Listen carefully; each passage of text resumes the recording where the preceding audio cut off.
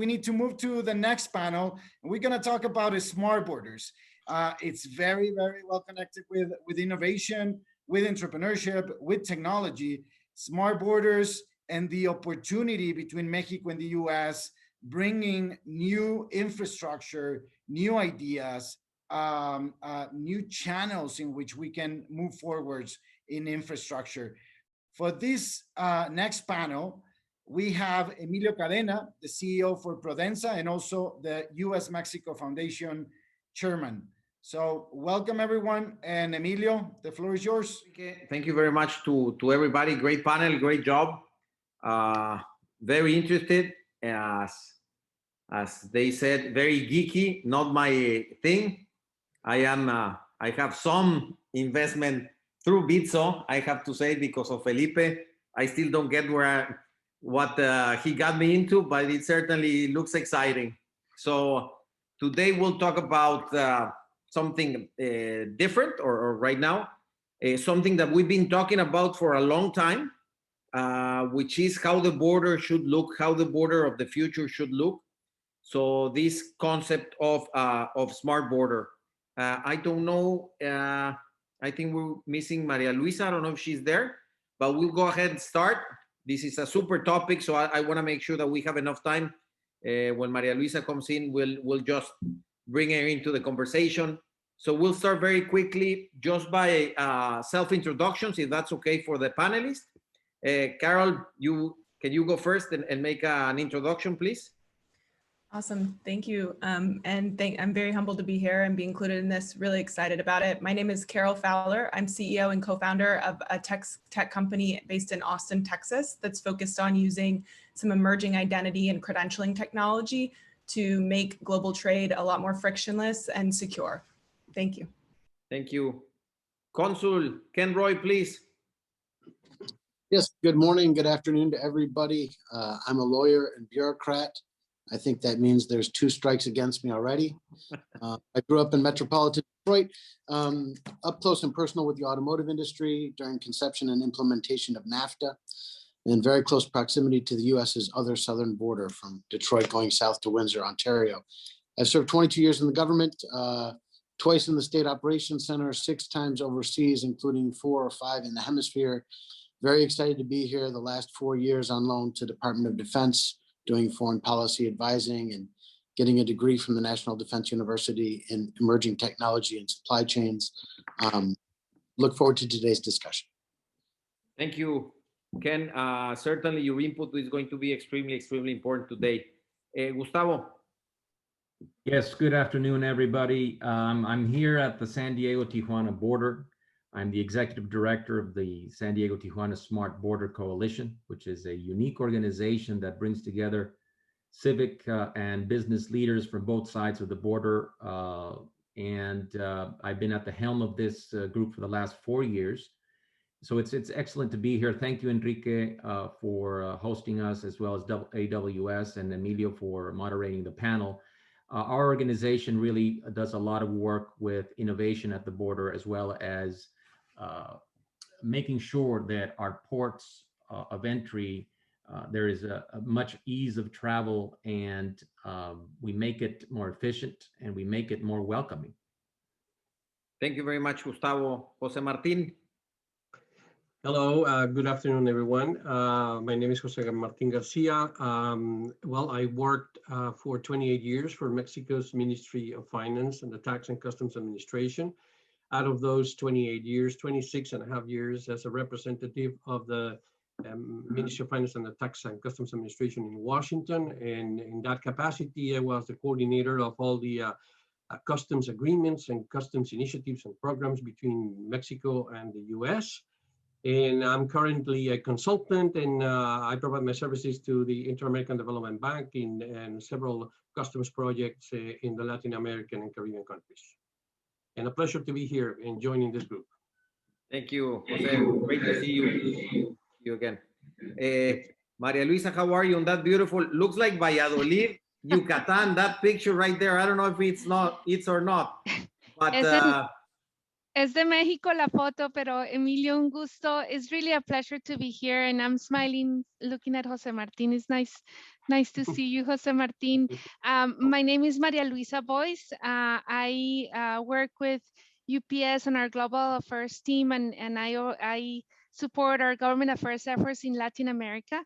I've been doing that for 5 years. Before, I was with U.S. Customs and Border Protection and work on topics that impacted industry and the movement of cargo, and I was part of the single window team overseeing some of those technical areas. And then before that, I was president of the Border Trade Alliance for 10 years. So Emilio and I were laughing, and Jose will appreciate this.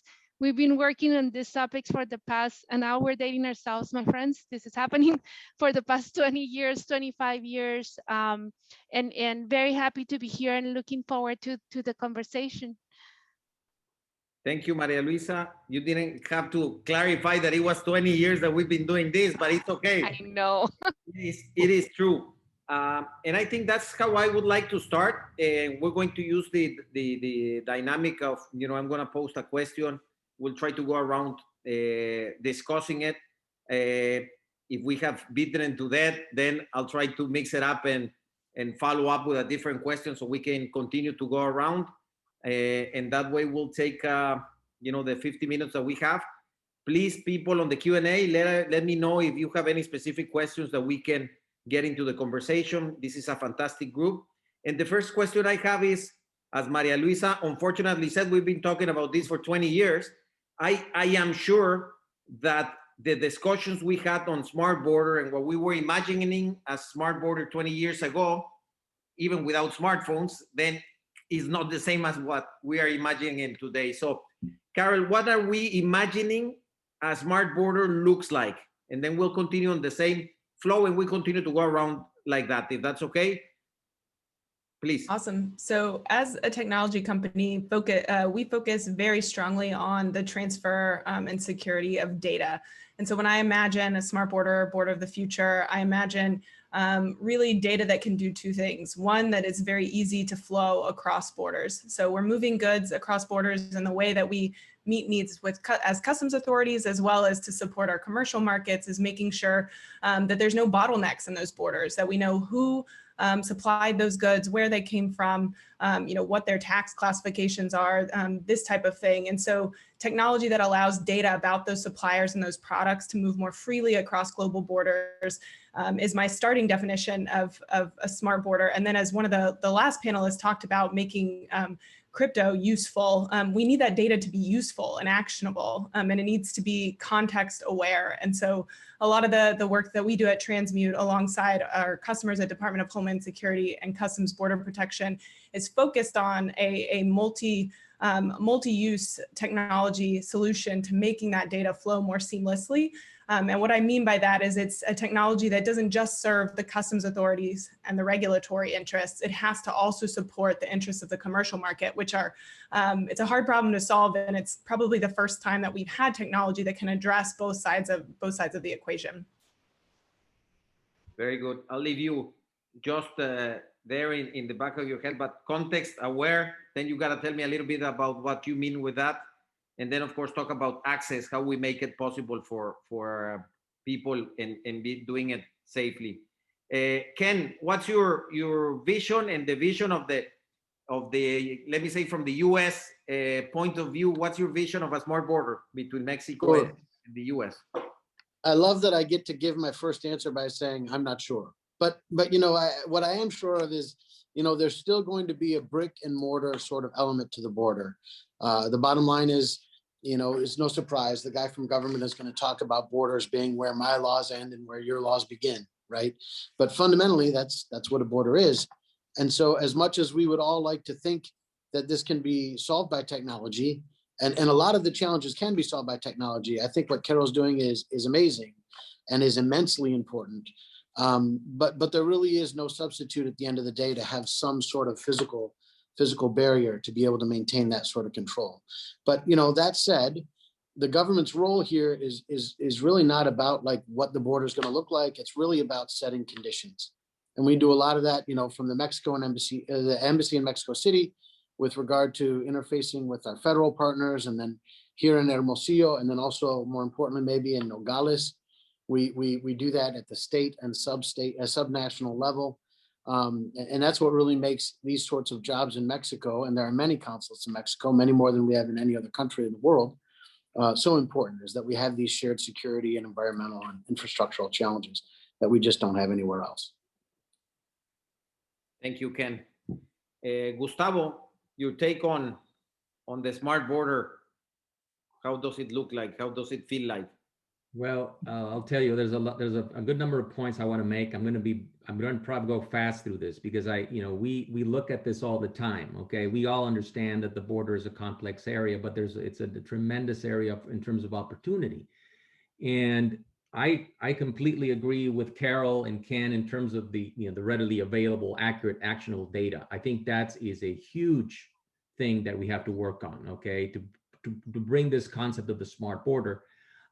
We do a number of visioning exercises in the Southern California area. Okay, we work with the San Diego Association of Governments, with the California Department of Transportation. We come up with these interesting ideas. Some of them are monetizable, others not.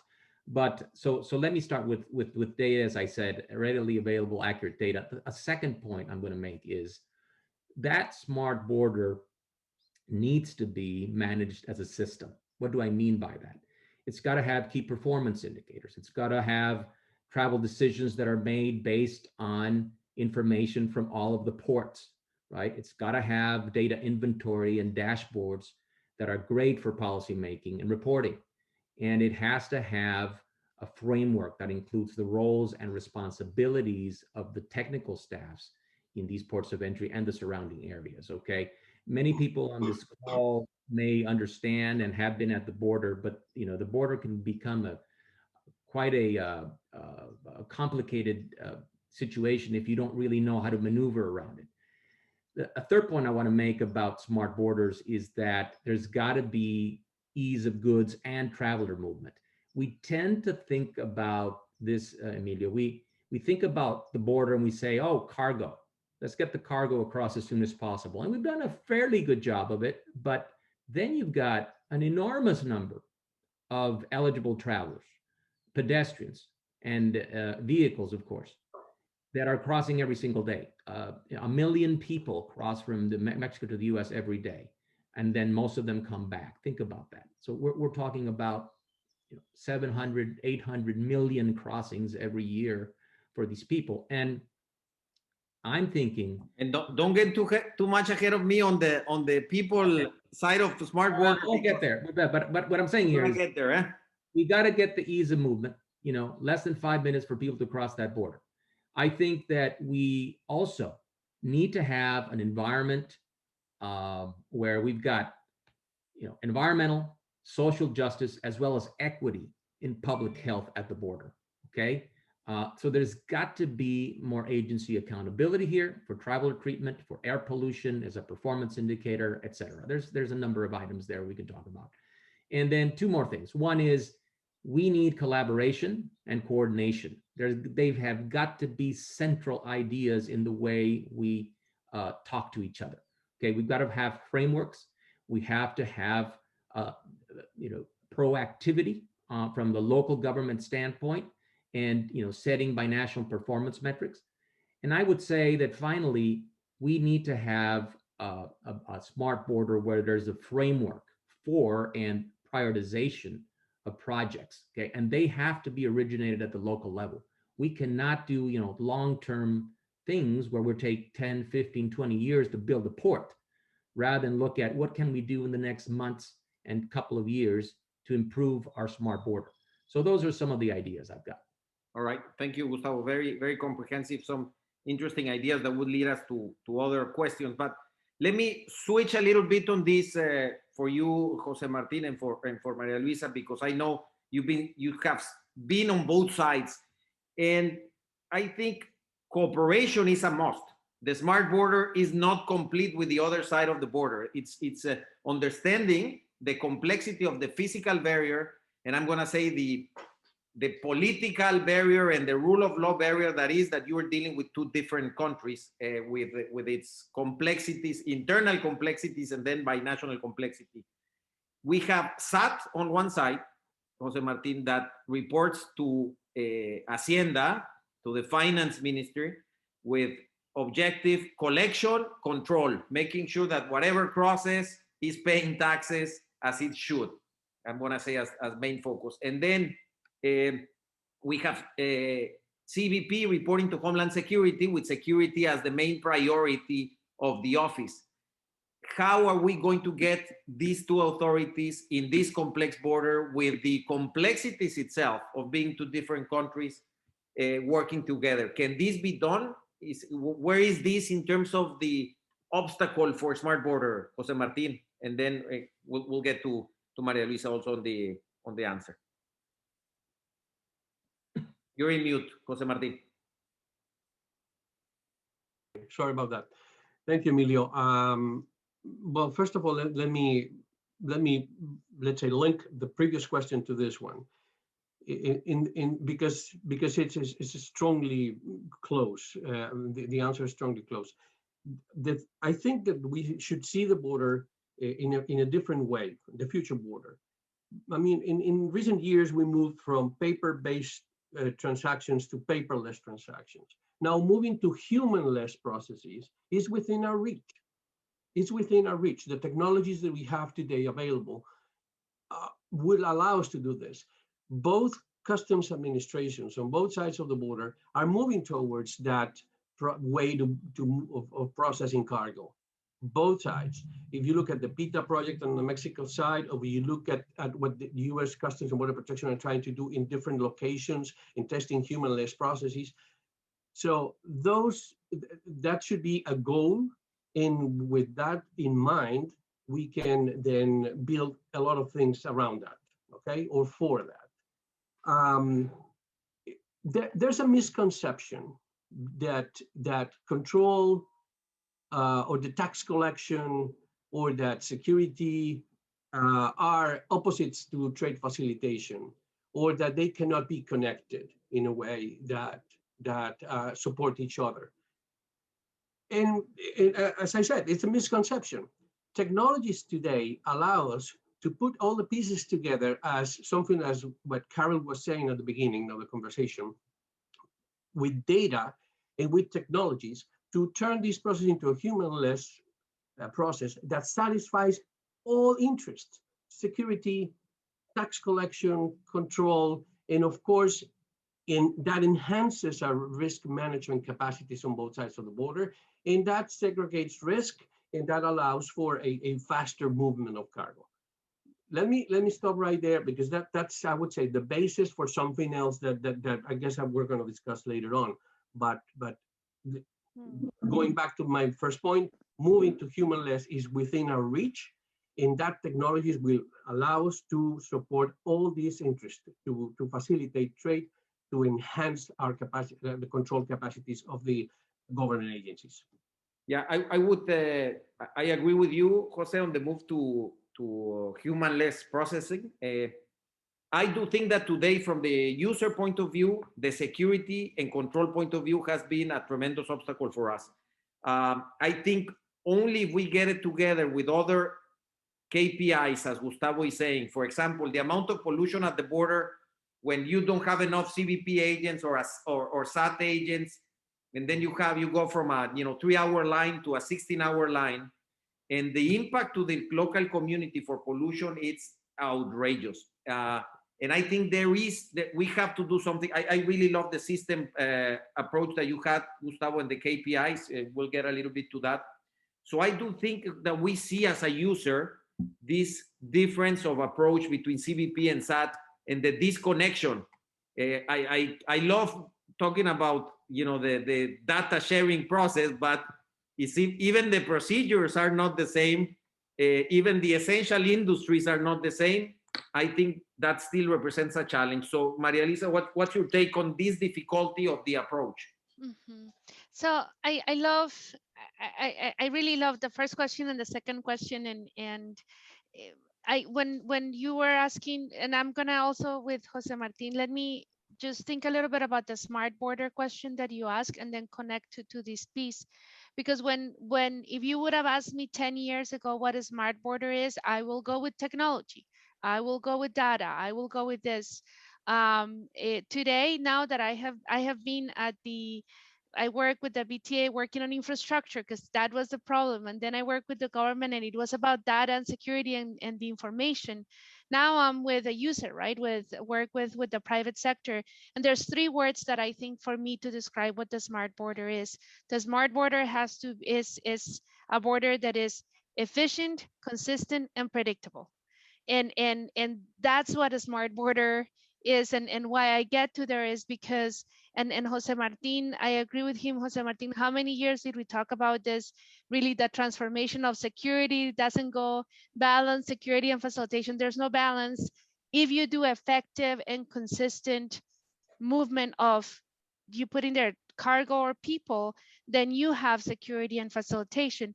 And for you to have efficiency, consistency, and predictability, you have to achieve that through technology, data, and processes. And that is, Emilio, to your point, and to what Jose Martin was talking, is where we see the challenges, and it is COVID, the pandemic has really pushed for many changes that otherwise were thought never to be able to do. But processes in here become very important, right? And Emilio, to your point, and to what you were saying in terms, in reality, what is that impact? If we don't have a process of risk management that is agreed upon by both countries, then you see the challenge of not being able to use the data correctly, or not to have an effective smart border movement. And so I'm maybe oversimplifying, but this is in the challenge. What we are seeing on this piece is from the government agency authorities, they have less people because budgets are being cut in both sides. They have higher or same volume, right? But they have the data and they have better technology. And so is it the process or is it the data that we're not managing correctly? And I think from your second question on that area, I truly believe that at heart, both agencies are working to do the best. It is very hard when your resources have been cut in half for one side of the country, right? That's tough on how do you implement and make those changes. And so that is a challenge. And then on the other side also, how to manage the priority of the movement of cargo, the movement of people, when you have the same amount of resources and the numbers might be changing. So yeah. I'll stop there on that piece. Thank you, Maria Elisa. We're gonna get to the some recommendations. One thing that I really don't get is trade is up like crazy, and the border trade is up like crazy. I understand that countries and both governments, Mexico and the US, have budget issues, but one area that is not decreasing in terms of activity and the generation of revenue, let me say, of wealth for both regions is the border. So I think we need to figure out how do we smartly allocate the resources there to make sure that the border continues to work efficiently. As you say, I love the 3 issues. You say consistent, efficient, and predictable. Now, and I know, Gustavo, you have an add-on to that. I'm not gonna let you do it because I'm gonna shift to a specific question to you. Actually, I'm going to skip you on the roster because I want to then get to physical infrastructure. But I would like for Karyl and Ken and Jose Martin to elaborate on this topic for me. We talked about data sharing, and I think one question that we have, Karyl, is can we move in a smart border if technologically we're moving at very different speeds from the technology development point of view? You're talking about blockchain and you're talking about other things. And maybe with one authority in the United States, not with authorities across.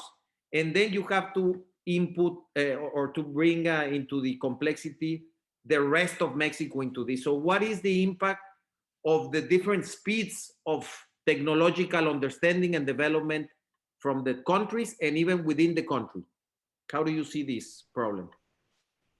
So I think something that is well mapped out in both the US-Mexico Foundation's recent paper on ally shoring as well as in USMCA is a call for an interoperable framework. So I know a couple of the other panelists have already talked about frameworks in terms of piloting certain solutions, testing certain solutions, but kind of calling back to what Maria said as well. She did a really good job of articulating the difference in the commercial interests versus some of the regulatory interests. And so I think first starting with a framework around process and understanding the baseline of where the processes are is really important. So this can be done through public-private partnerships. There's a lot of good examples that have been discussed about what those look like. And certainly our work with CBP today is an example of one of those, and that they are not, in fact, we are contractually obligated not to design only for the regulators' interests.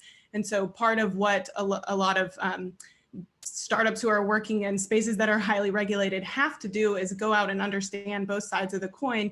And then the second piece is literal technical interoperability frameworks. And so a big portion of our work, as well as others in the global community, there's been tremendous buy-in from Canada, some folks in Latin America, as well as in Asia Pacific and Europe, and committing to some novel standards in the internet standard space. So in groups like the W3C that focus on what I like to think of as pre-competitive pipes or foundations for how the data will move in the future. And that doesn't mean that there's vendor lock-in or specific applications that are being commercialized as a result of only that work, but it means that there's now more of a plug and play approach to allow us to engineer in a way that supports the variability across regions. So whether that means meeting folks where they're at, so in the case of a country who's maybe not as digitized as another, making sure that that solution ports into where they're at today and brings them into the current moment, as well as down to the individual manufacturer who may be still completely operating on Excel spreadsheets or paper in a lot of cases. And I can go way into the technical weeds on what those standards are, but it's suffice to say that they exist, they're actively progressing, and kind of my call to action would be, if there are companies who are interested in contributing to that, that is a really promising place to start, and a thing that can be plugged into some of the more business and regulatory focused pilots that are happening. Thank you, Karyl. Consul, again, one question that I have for you that I would be interested in your take based on your background. Now that we have this technological race, okay, from other regions in the world, particularly Asia, which they become also part of technology, is this going to be an issue for integration? Is the nature and the origin of the technology also going to be part of this additional complexity of integration that we're going to have? Is the smart border going to have to, in this framework that we're talking about, is it going to have to go as far as defining what the do's and don'ts of the origin of the technology? And what does that do also for competition, for the right prices, etc.? What's your opinion on this complex, very new and complex issue? Yeah, my opinion is, wasn't this complicated enough already, Emilio? But you're absolutely right. I mean, fundamentally, there's a lot of things at play here, essentially. I'm going to back up first for a moment to an interesting concept from Jose Martin. You talked about humanless, that being within reach. I would just one note on that, because it is really intriguing. Certainly from a sort of trade point of view, that makes sense. But from a security point of view, it does not. And I just need to get back and remind everybody, and this feathers into what you were saying, Emilio, about the origin of this technology. Security is our primary sort of concern. And I guess that brings into focus the sharp differences between the folks who are in the private sector and me being a government representative in this.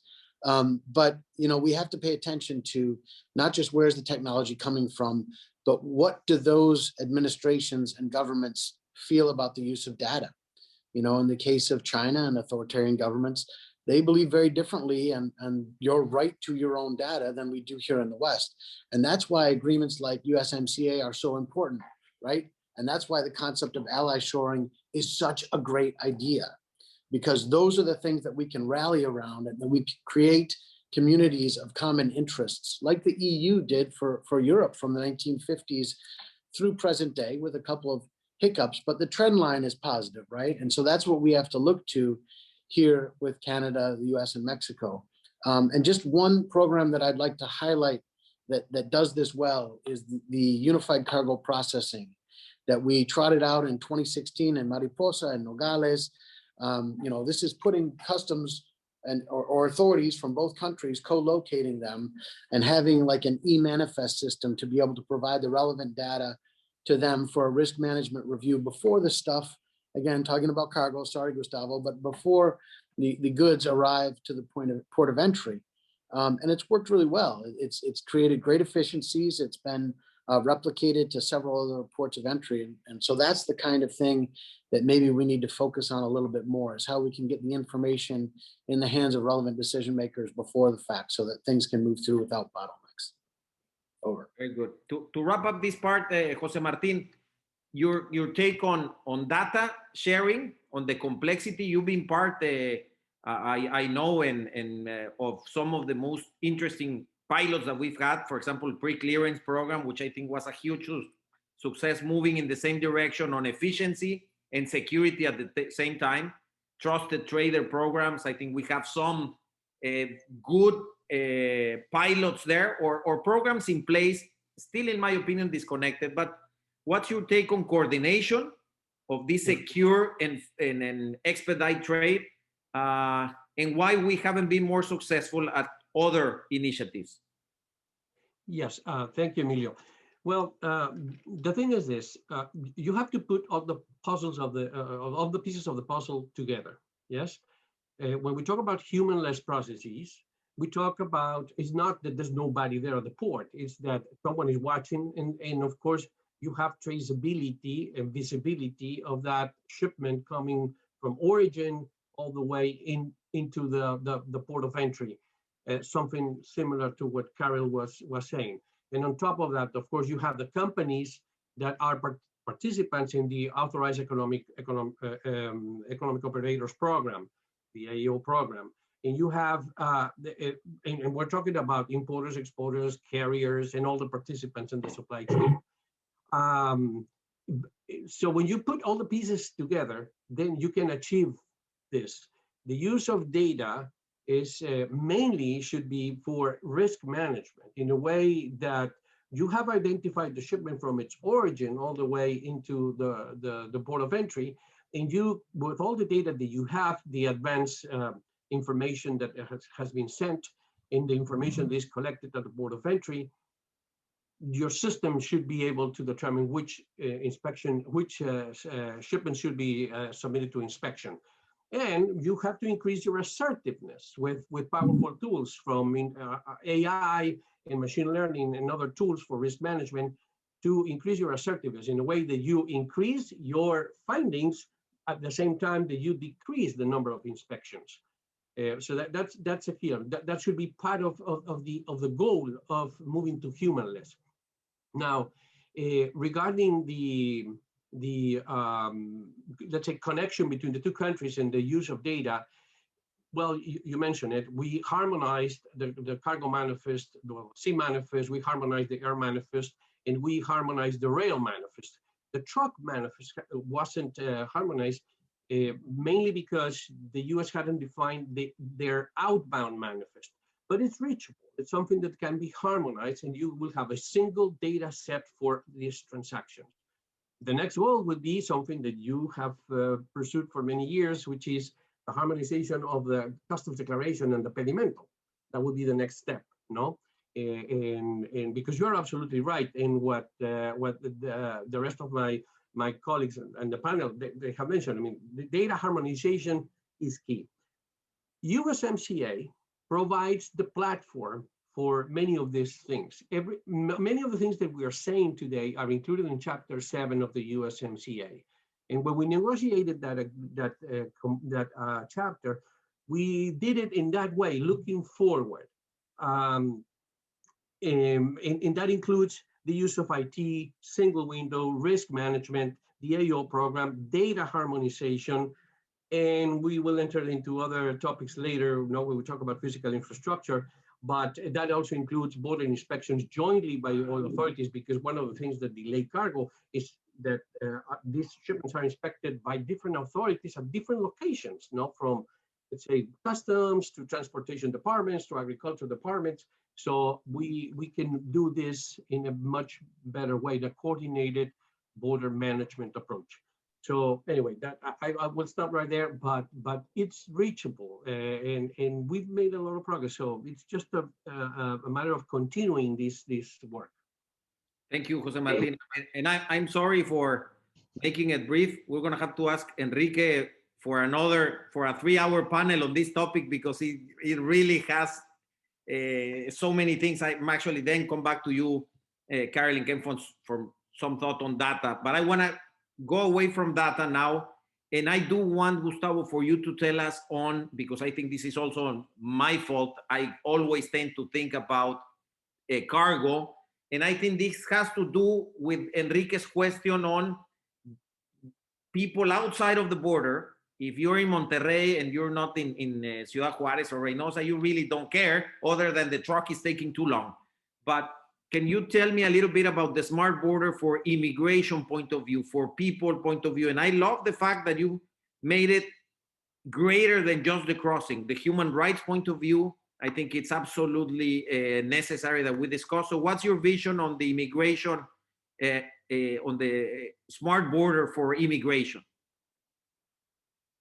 You're in mute, Gustavo. And also, sorry, you're going to have to talk about this briefly, because we don't have enough time. It seems like we're running out of time, but I want you to take a stab at it, because I think it's extremely relevant. I think there's much to be said here. So I'm just going to probably go be on the surface for a little bit, and that's it. You know, we have just in our region here 112 million crossings just in 2019. I'm sorry, of individuals, okay, in vehicles and afoot, pedestrians. And we also deal with cargo, by the way. So cargo is a big headache as well. So there's many things I can say about cargo, but in terms of what you're saying is immigration. You know, the Sentry Lane, and many of the people who are listening to us today understand what that express lane means. And that actually was started in the San Diego Tijuana area. It was hatched from people on both sides of the border here. But we really haven't modernized our lanes very much in the last 20, 25 years. So and many things have happened since. So one of the things that I see here is that we need to make the process a lot smoother, a lot more predictable, and we need to bring in these new technologies, which we are all for. I would love to have, Fernando Lelo de la Rea and Bismarck and Felipe at the border, figuring out with us, what the problem sets are and coming up with the best technologies, right? We need to make the process more orderly. And how do we do that? Well, there's technologies out there that can help us submit information in advance. Okay, so think about an airport situation. Think about the airspace, right? What's happening nowadays? You go into an airport, you submit your information, you know which gate you're going to leave from, you know how long it's going to take, when you're going to arrive. Okay, imagine doing that at the land ports, with people actually telling authorities, I am going to the border, I am going to cross at this time or that time. You actually book yourself to come across the border. That's advanced information. You send information about yourself. If you want to do that, if you want to share that information, okay, not everybody wants to do that, but many people at the border do, because they cross on a very frequent basis. For them, it's a very practical thing to do. And when you've got communities at the border that, really, they're the lifeblood of the border is people moving back and forth, okay? Whether it's work, family, culture, entertainment, whatever it is, opportunity. And so we need to use technology so that people send in information before they actually cross the border. One of the problems that we have at the border for cargo and for people is that we concentrate every single problem and flashpoint at the border, okay? Security is a big issue. We were just talking about that. But let me get back to this. So you need advanced information. You also need to make the wait times a lot shorter. And there are ways to do that.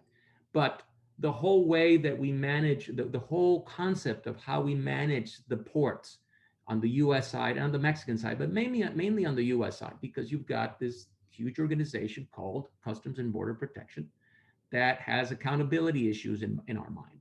Okay, the agencies, and we have not talked about this. We haven't talked about the politics, and we haven't talked about the agendas, the interest level, and so when you look at that, you say, okay, how can we make people get across that border sooner, especially the frequent travelers? There's a much better way to do it than Sentry. There's a much better way to do it than ready lanes.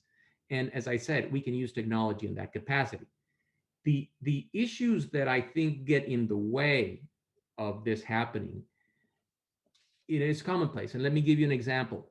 Our wait times today along most of the Mexican-US border are very long, are much longer than usual. Why is that? Well, because we have migrants coming to the border, trying to get across as asylum seekers or what have you. And these people, Customs and Border Protection gets nervous, they get stressed, and they put additional officers along other parts of the ports, and they don't man the stations as they should. Okay, so then you have an efficiency problem. So any technologies that we implement at the border with the help of all these technologies are fine, but that can go by the wayside very quickly because security becomes paramount. We have this constant battle between security and efficiency at the border, right? And the agencies such as Customs and Border Protection, what they do is they prioritize security above everything else, you see? And when we have some anomaly at the border, everything else goes by the wayside. So we need to be able to understand, the security angle at the border, and know that it can't all be concentrated at the border. There's different perimeters that before people get to the border that we need to fix before we actually use the border and have it run even more efficiently than just using new technologies. And I think, Gustavo, what you're saying is that really people and trucks are not that different. We need advanced information.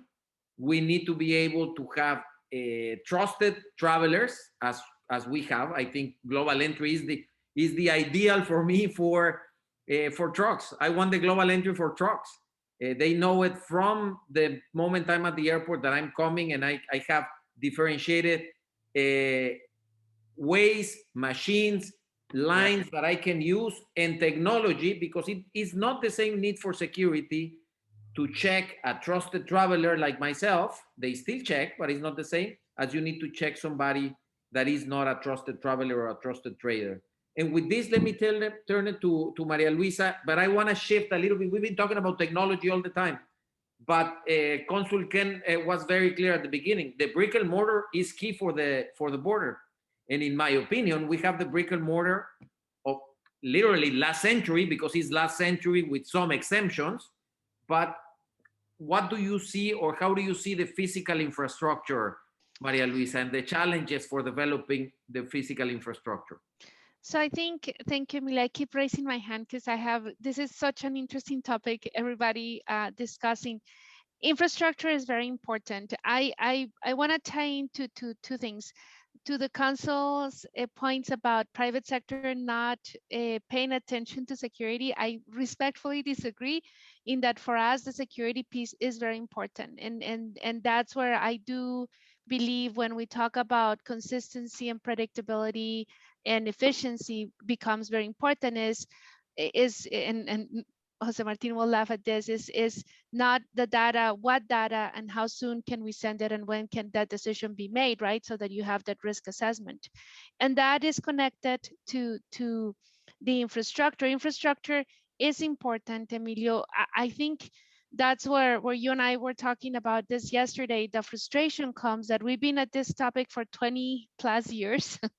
It's more than 20, but let's leave it at 20 plus years. And someone was asking about how do we share with in Washington, Mexico City, the importance of the border or having an investment in here. And that's where it now I can say that the border loses the battle in terms of identifying funds for investing at the ports of entry. Infrastructure needs to be updated. It has to be now smart infrastructure. I think we no longer can just say, let's just build another bridge or another port. Is what technology comes with that port, because now for those that are involved in infrastructure, now they're giving you all the specifications of what technology needs to be included, right, on the ports of entry, but also comes with the understanding of, are we going to have improved processes that allow us to better use that infrastructure? Meaning, are you going to do risk management? Emilio, to your point, are you going to have a lane for trusted traveler, trusted trade? How is that going to be considered? And would you have a full awareness and coordination with your counterpart on the other side of the border when these are going to be open and working, right? And so I think, yes, infrastructure is needed. I think Congressman Cuellar has a great bill that he introduced, asking for a specific infrastructure to focus on the land ports of entry. It's a battle. And to the question, I learned this now. Now that I'm in DC and working also on the Hill, you are competing with airports, seaports, and many others that have many voices from a U.S. perspective. So making the case, you really have to make that economic case, and how do you build that consensus to make it happen? And so I think, yes, go ahead, Emilio. Yeah, and I hate my job on this. I would much rather be a panelist. They have to moderate you because I want to allow you to speak, for hours, but we have 10 minutes. So one thing is, why competing? I mean, there is money, there are resources to do this. We shouldn't be competing. We should, especially in this time. So I'm going to skip, Karyl. I'm going to come back with you for with a specific question on data and maybe wrapping up. But Consul Ken, how to the question of Enrique, because I think it has to do with what Maria Luisa is saying. How do we get Washington, D.C. and Mexico City more engaged on understanding the border? Sometimes I think it's just because it works, we look at something else, because actually goods and people go through it, but in a really bad way compared to what we should be doing. So how do we engage DC?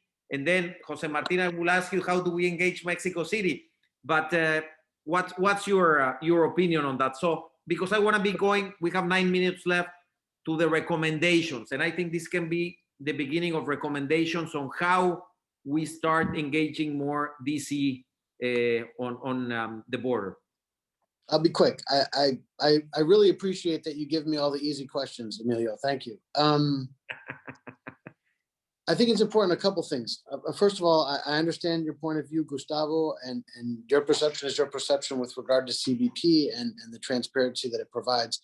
But I think it's important to remind everyone, the US hosts more immigrants than any other country. We have more than 1 million people arriving every year as LPRs, asylum seekers, refugees. Hundreds of thousands of foreign-born individuals become naturalized US citizens every year. My wife is one of them. In my opinion, the US is the most generous country in the world for immigration. I just had to say that. That's obligatory for me. Maria Luisa, if I could just address your comment, I did not mean to say that private sector doesn't focus on security. Obviously, with no security, there is no trade. So I might have misspoke on that. Going to the point at hand with regard to infrastructure, part of the way that you can understand that Washington is listening and Mexico City is listening is through other infrastructure projects, not necessarily on the border, but for example, we have almost $500 million in building the new consulate here in Hermosillo and the new consulate in Nogales, right? And in those consulates, we set the conditions, going back to my initial answer, about how things affect cross-border trade, like the H2 program for cyclical agricultural workers in the United States, of which more than 90% worldwide are processed here in Mexico. And the numbers for which, just from this post's perspective in Hermosillo, were virtually identical to our pre-pandemic numbers in 2019, even with all the constraints that the pandemic brought. So those sorts of initiatives, big infrastructure projects like TMEC that's being considered in Sinaloa, 40% of the winter produce in the United States is grown in Sinaloa, not Mexico, in Sinaloa. and is taken by truck through Sonora and Arizona into the United States. As these sorts of projects come online, the big infrastructure projects away from the border, we can alleviate some of these pollution concerns that are taking place at the border that you pointed out, Emilio. And also, you know, it shows a more focused approach from Mexico City and from Washington, D.C. to kind of alleviate some of the problems on the border. With regard to getting their attention on your particular issue, Maria Luisa, final point, you said it, you alluded to it. Building alliances with other like-minded industries like the air and seaports is the way to go, but it is a constant challenge, especially with the changing tides and political vagaries that exist in those two capital cities. Okay. 1 minute, Jose Martin on Mexico City, and then I'll wrap up with a question for Karyl, and then if we have a couple of minutes, I know Maria Luisa, but I'll try to get you in there one more time, and maybe Gustavo, but go ahead, Jose Martin. Well, when we negotiated the unified cargo processing project and the MOU, and we began implementing these projects first in Otay and then in Laredo and other places, we actually, both sides, we said that we've been dating for 20-something years. Now we were getting married, you know, with this. So basically, I guess it's not a question of engagement because they are engaged. I mean, when you look at the UCP, they are engaged. There are many things that are done. The harmonized cargo manifest and other things, the data exchange in real time that occurs between the two countries, they are engaged. So my view hasn't changed since the beginning of this conversation. What I mean is, it's just setting new goals. Let's set ambitious goals to practically bring together the right teams on both sides and engage then with new goals, with new enthusiasm. That's the idea, because we have UCP, we have cargo manifest harmonized, we have many things. It's not a matter of engagement, it's a matter of getting new enthusiasm by finding new ambitious goals. I love it. When we talked in the prep for the panel, Karyl, you talked about the superpower of the smart border. So what would be the superpower of a smart border? And we're going to have to wrap up with that. I'm sorry for the rest, but if we get a few minutes more, we'll do it. Karyl. I think a lot of us have already alluded to what I would consider the superpower, which is if we have these processes more effectively defined and we have better machine-to-machine processing of some of this data, we can get proactively and it's useful, then we're starting to move from a situation where we're really reactive, whether that's in supply chains, reacting to natural disasters or shortages, et cetera, or we're talking about humans crossing borders to a position where we're more proactive. And I think that serves both the government side of things as well as the commercial side, who, while they may care about security, it's usually in a slightly different context where they want to keep, certain trade secrets private, facilitate trade quickly, and always be discovering new opportunities without compromising their risk mitigation activities as well. And I think similarly to Gustavo's point on things like human rights, also some of the sustainability topics that were brought up, these same technologies we're talking about can be used to make things more efficient for humans crossing borders, improving things like sustainability and labor practices without compromising human rights, which I think is really important and could be an hours-long conversation in and of itself. Thank you. Gustavo, closing remarks? Yes. Do you see this title of the book? Yeah. Okay. It's it. It reads El Tercer País, San Diego, Tijuana, 2 countries, 2 cities, 1 community. This is one thing we have not talked about, Emilio. Yeah. We need to heighten the role of regional collaboration and decision-making, okay? This is not just about the federal agencies in Mexico City and Washington talking to each other. The reason some of these border areas have been successful, and there's excellent examples of innovation here and out of the ports, and we unfortunately don't have the time to talk about them, is that there is this collaboration happening. San Diego and Tijuana have been, over the last 35 years, have done stuff together, right?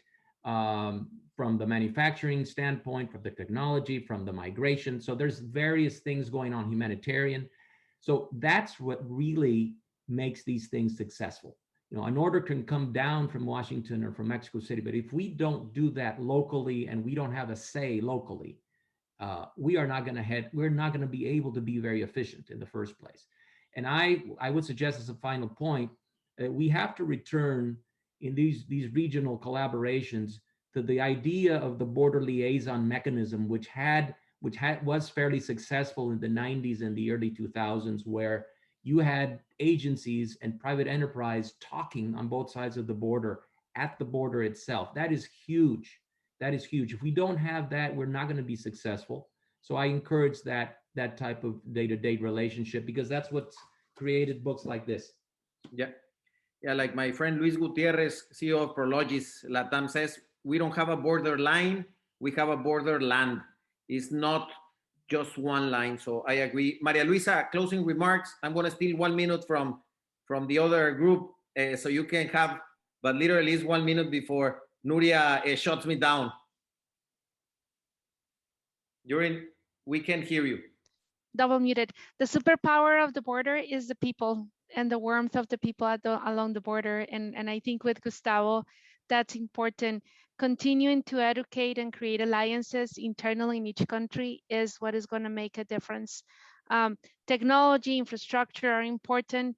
We need to agree on the processes. Thank you. Thank you very much to everybody. I know we had one question there, which is talked a little bit by Gustavo, which is the economic development of the region. It certainly needs to be as a development area. Too many things. Enrique, Hannah here.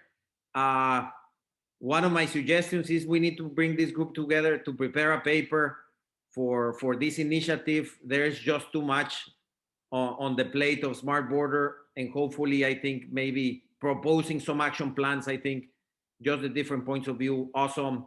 Thank you for giving me this chance. Sorry for trying to keep us on the clock.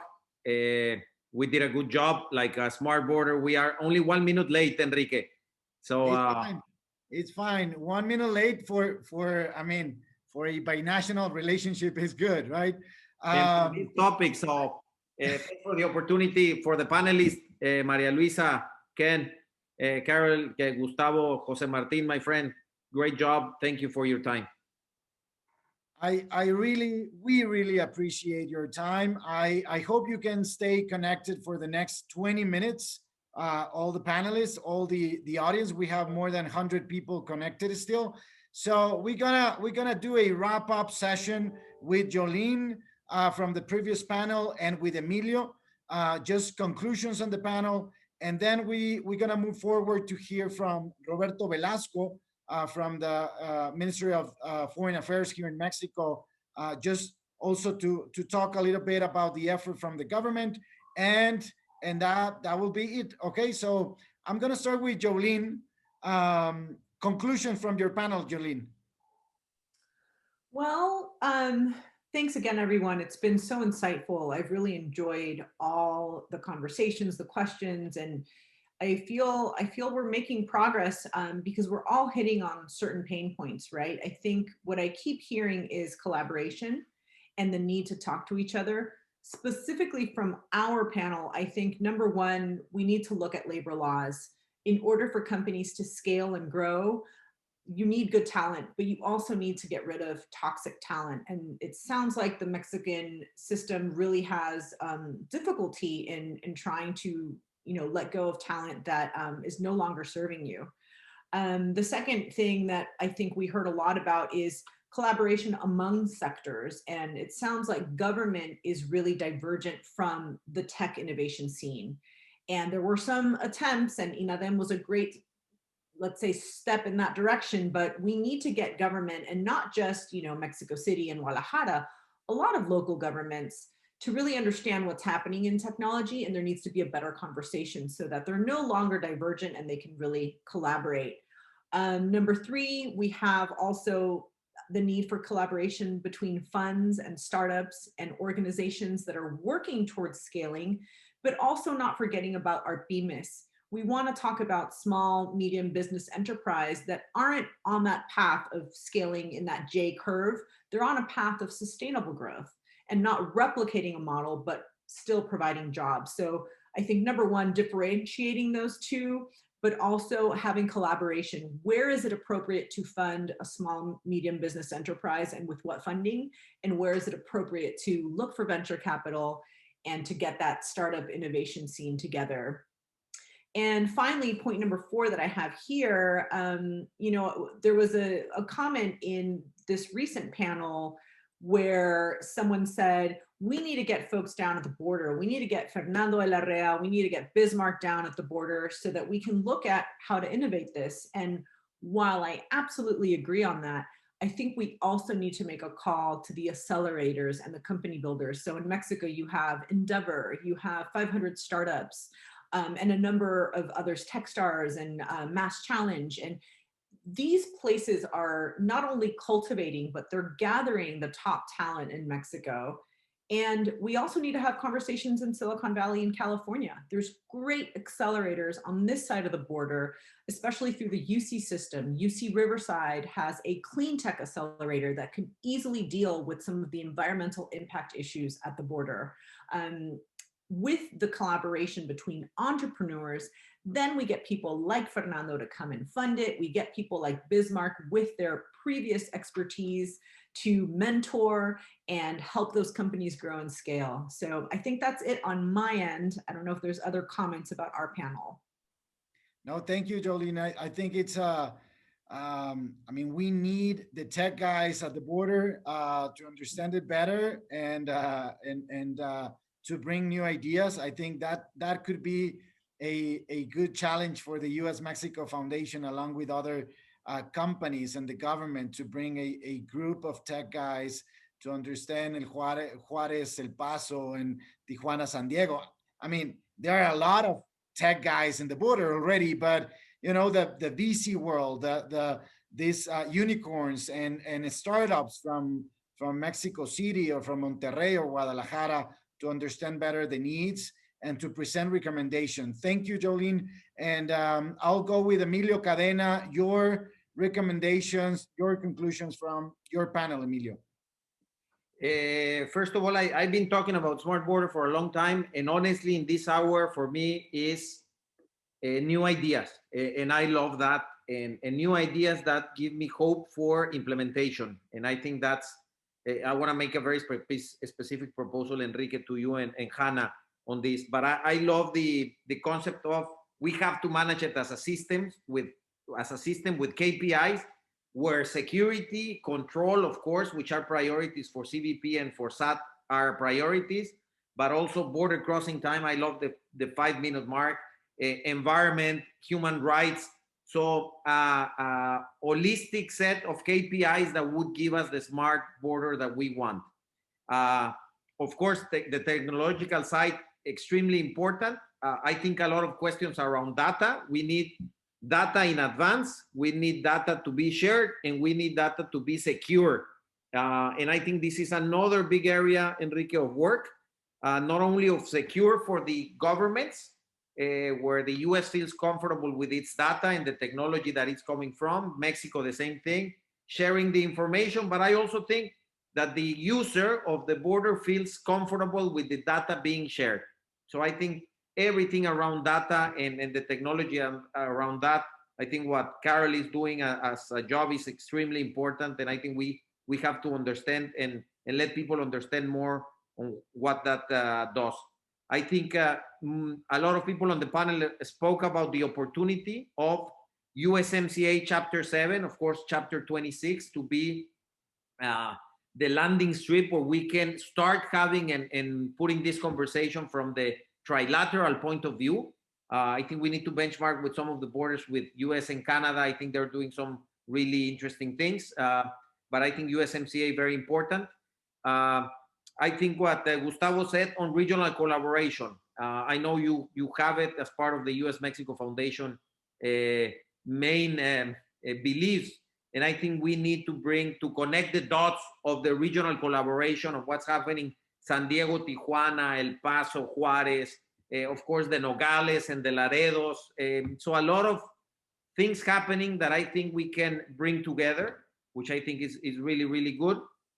And I believe this issue of of the trusted trader and the trusted traveler continue to be a very interesting path forward, assuming that we can make improvements on the physical and technological infrastructure. So my suggestion to Hannah and to you, Enrique, is maybe we can get this group together to put some thoughts together. I would really love, we have in the previous group, Jolene, you had Maria Arisa, who leads the service group of the CEO of the US-Mexico CEO Dialogue. I lead the Trade Facilitation Working Group. I would love to invite Maria Luisa and Consul Ken and Jose Martin and Gustavo and Karyl, maybe with a session with this group, so we can put some of these thoughts into the CEO Dialogue Trade Facilitation Working Group, which has actually an infrastructure piece that we are discussing with Roberto Velasco's team, with Jimena and Carlos, and also with the US side. So I think it could be really, really good that we can produce some actual suggestions on how to move forward. This is a lot of accumulated knowledge that I would hate goes to waste. It's been an incredible panel for me. Thank you, Emilio. We believe in the US-Mexico Foundation and with our partners in crime, AWS, that C26 Plus is not only a workshop, but needs to be a working group towards the implementation of the USMCA to build a better collaboration between the private sector, the civil society sector, and the government, making some recommendations and receiving feedback from the government. So that we're gonna move forward on that. Before the ending or closing remarks from Roberto Velasco, I will ask Jana Nelson from AWS to give us some words. Thank you, everybody, for participating. This has been an interesting discussion, chock full of information, really one of the better ones I've attended in this pandemic world, virtual world. It really, thank you. You're right, Emilio. We need to take this information and really do something with it, because it would be a shame to see it die in just one webinar. So thank you for all the ideas. Thank you for all your time. It does prove the point that technology is a solution for growing the economy bilaterally, trilaterally, for helping governments spend less, do more, and to serve better their citizens. So thank you so much for all your participation. Thank you, Jana.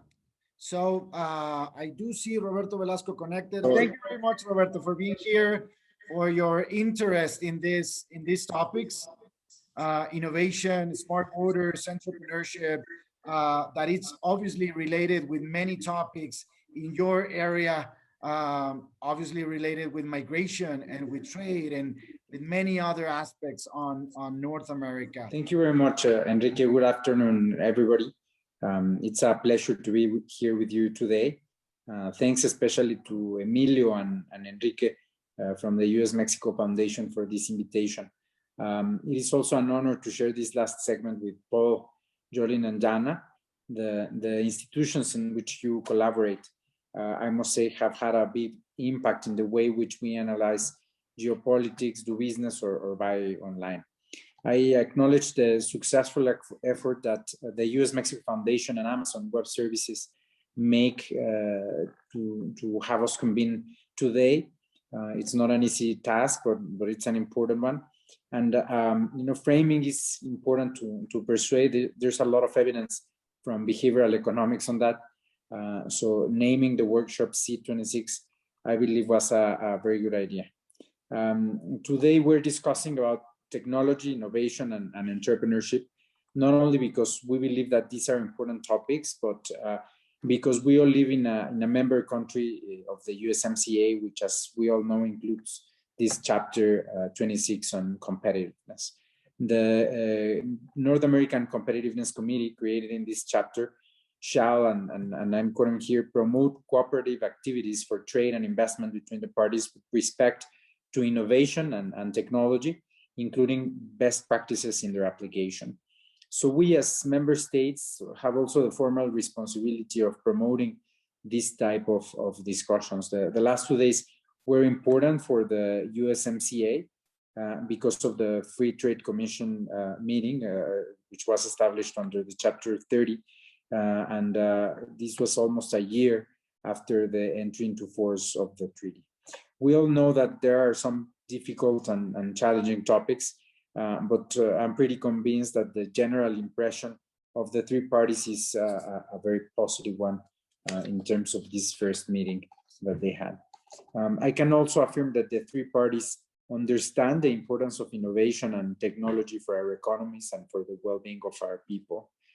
Yesterday's Free Trade Commission joint statement says that the parties recognize that trade policies should foster broad-based and equitable growth and spur innovation. And obviously, you've been trying to respond to the question why innovation is so important, and I think that the pandemic has given us a very real explanation of how innovation affects all of our lives and the economies of everyone.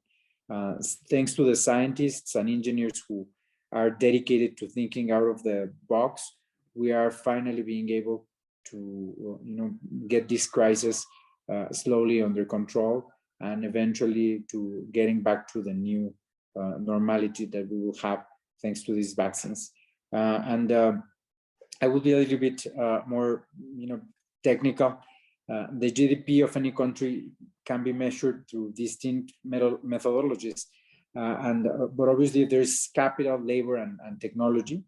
And technology can be defined in many ways, but this mainly means how efficient an economy is in producing a certain amount of goods with a given amount of capital and labor. This is kind of obvious, but the relevant question is the following: among these three variables, which one yields higher levels of economic growth? And the relevance of that is then governments should focus on which of these points, or increasing capital, labor, or technology. And many decades ago, Robert Solow said in a very famous research paper that technology so far, almost 80% of the variance between growth rates and among countries can be explained through differences in technology and not in labor or capital. So it is very straightforward. If we want to grow economically as a region, we need more technology. Innovation is the engine of economic growth and development. There's the World Intellectual Property Global Innovation Index that they publish every year. Enrique and I know it very well. And one of the things that you can see through this index is that there's a very real correlation between innovation and development. So how do we achieve these higher levels of innovation and technology? Well, that's a way more complicated question, as we all know. But naturally, public policy and the interactions between the government and the private sector play a key role. For example, talking about again the pandemic, we've seen how mobilizing government resources is important or fundamental to have innovation at this scale. The world has mobilized incredible resources in the past year to have these vaccines, and this couldn't have been possible without very, very close cooperation between the government and the private sector. We started having talks, for example, with Pfizer last year to have the contracts that allow them to have the necessary investments for R&D. And the same thing happened with the Gavi and CEPI alliances for vaccines. And the US also had a very important program, the Warp Speed Initiative. So another key point that you touched is not only public policy, but also inclusion and innovation. And we know that two of the most important technological epicenters in the US, the Bay Area and Boston, are examples of high diversity in terms of the people that live there. And obviously, diversity brings more ideas, and we all know now that migrants tend also to be more entrepreneurial because of their condition as new members of a society. So these are also keys to having more innovation that we need to keep looking at. Yesterday, I was very happy to see that this story published by Bloomberg about an index regarding where the best places for expats to live abroad, and Mexico was among the first ones. And the pandemic has opened a key area of opportunity there that Enrique has been talking about for a while with the US Mexico Foundation, which is, a lot of people are working now remotely, and this will open new opportunities for migration of high skilled people in different places of the world. And certainly many countries will be able to benefit from that. Immigrants make up 60% and 46% of the STEM labor force in the hubs of Silicon Valley and New York City, respectively. So that can give you another measure of the importance that migration and diversity have for having, greater technology and greater innovation. Also, very important as well, the inclusion of the different people that participate in the societies and the businesses is highly important. This is one of the objectives in the new USMCA. It's the first treaty that has provisions on gender equality and on small and medium enterprises. So that will also be very important that the governments and the private sector keep working together to have in the coming years because of the importance that it has for the prosperity of our countries. In the Mexican Foreign Ministry, we are not only very cognizant of this importance of innovation and fully aware of the possible mechanisms to foster it, but we're also working on different tracks to contribute, for a better Mexico in this regard. We have different initiatives on inclusion, on diversity, on having greater immigration to Mexico, and on gender equality. And we will keep working together with many of you in some of these very important projects. We are also working on what we call the North American 4.0 corridor for development, which is a special project that we have in this direction general that we call that way because its final goal is to raise development levels in Mexico by building more and stronger inclusive bridges between the most important technological hubs in the US and Canada through our consulates with Mexican entrepreneurs. Our consulates at Boston, San Jose, San Francisco, Seattle, and Montreal so far, and we will be including some more in the near future, are the ones with which we are currently working more closely. There are several purposes of these bridges, such as giving free virtual training to entrepreneurs in how to pitch an idea, looking for joint venture capital, and creating spaces for networking. The corridor is also strengthening the educational cooperation between our countries. That's a super important point. We need to have people who are prepared for the fourth industrial revolution. We need to have people who speak English and who are highly trained or high skilled in computer science, artificial intelligence, and automation. And this cannot happen without collaboration with different universities in the US and Canada, and obviously also here in Mexico. We know that the importance of the private sector is key. We will be happy to listen how we can collaborate with the different companies that are participating here, and obviously with the US Mexico Foundation. Only through a strong alliance between all of us, we can foster these ideas of the future. So to finish, I would like to emphasize that the technological revolution is not coming anymore. It's here. We all know that. We talked about it for many years, but now we see it. We are talking, through Zoom from different places in the world. We are all probably shopping online nowadays some stuff, we all have smartphones and you know, portable computers, and we are seeing how the industry is changing dramatically and really quickly as well.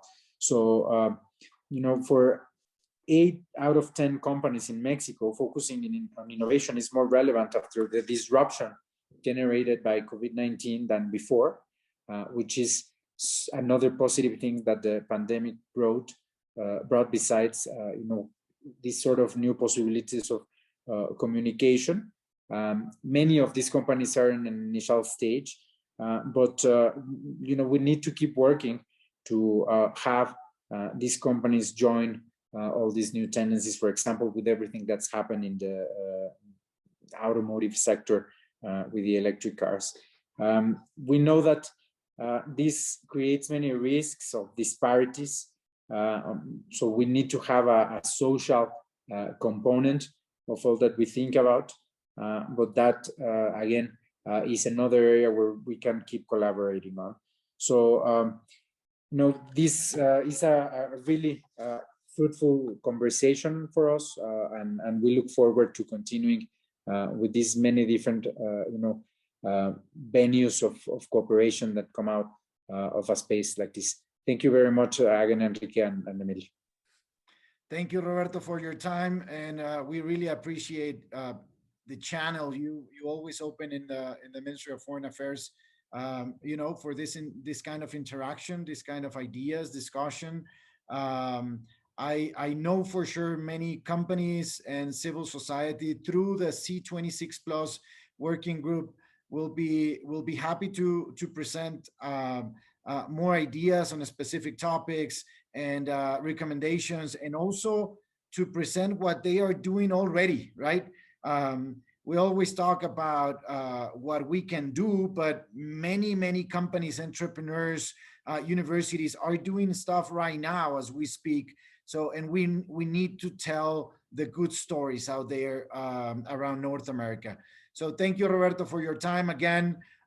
Thank you, the whole audience, for being part of this first effort, this first workshop of C26 Plus. I hope you enjoyed. I hope this information is valuable for your daily basis work, and hope to see you soon. So on behalf of the US-Mexico Foundation and AWS, our partner in this, thank you very much to all of you. Bye-bye.